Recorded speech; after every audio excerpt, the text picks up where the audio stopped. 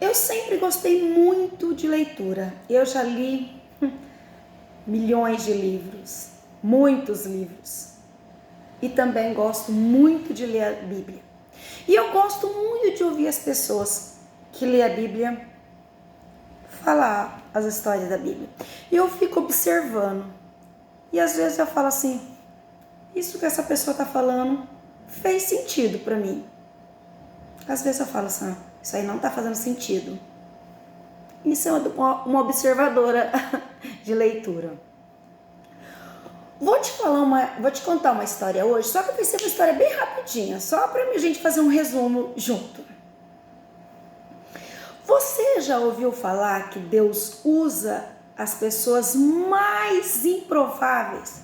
Que de repente, quando nós estamos passando por algum problema, por alguma enfermidade, por alguma tristeza, a gente já logo pensa que Deus vai mandar um profeta na nossa casa, um ancião, um cooperador, um bispo, um pastor, um padre, ou alguém muito de Deus vai vir lá para orar com a gente, para orar pela gente. A gente logo pensa isso, porque esse é o nosso pensamento. Nós somos limitados, nós não conseguimos ver como Deus vê. Por mais que tentamos, a gente não consegue. Quando Deus falou para Elias, vai para perto desse rio, que eu vou mandar os corvos te alimentar. Se você falar assim, mas como assim? Corvo? A primeira vez que nós ouvimos falar de corvo na história da Bíblia é quando terminou o dilúvio e Noé colocou um corvo para fora e o corvo não voltou. Você já leva a pensar por que o corvo não voltou. Tinha tido um dilúvio, morreram muita gente. E do que corvo se alimenta? Então, já pegou, né? Imagina só, o profeta não podia tocar em nada que era impuro. O que o corvo come? Só coisa impura. E era ele que ia levar lá o alimento para Elias.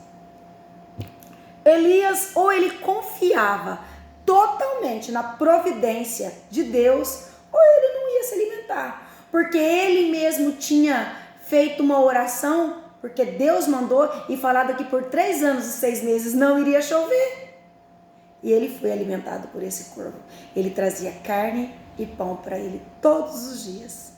Olha gente, vamos pensar, vamos analisar essa história. Por que não está nem em mim, nem você e nem ninguém o julgamento? O julgamento só pertence a Deus. Olhar para uma pessoa porque ela não se veste como eu me visto, como ela não pensa como eu penso, como ela não vai no mesmo lugar que eu, ela não serve para mim. Como ela não frequenta o mesmo lugar que eu, porque ela não tem aparência daquilo que eu acho, que eu penso que tem que ter, não serve para orar comigo. Deus mandou os corvos, o corvo, ir lá alimentar Elias. Ou seja, a oração que eu preciso, a bênção que eu preciso e que você precisa, pode vir de um lugar que a gente não espera. Aí por que eu não espero desse lugar? Porque não fala a mesma língua que eu nem vou aceitar, porque isso nem deve vir de Deus. Como que Deus, se Ele quiser, Ele abre o nosso entendimento, Ele abre a nossa mente para a gente entender que tudo é de Deus, é por Deus e para Deus. Se eu sou servo de Deus, se eu sou filha de Deus e você também é filho de Deus, na tua porta para te socorrer, para te ajudar e para te abençoar, só pode ter vindo por ordem de Deus. Não pode ser de outro lugar. Porque se eu prego uma coisa, se eu falo uma coisa, se eu acredito em uma coisa, a hora que chega para eu ser atendida, eu não acredito. Do que me adianta isso? Essas histórias são maravilhosas, né? E abre a nossa mente, abre um leque, abre a nossa mente, para a gente entender que Deus, Ele usa quem Ele quer. Porque nós julgamos pela aparência. Deus vai lá e vê o coração.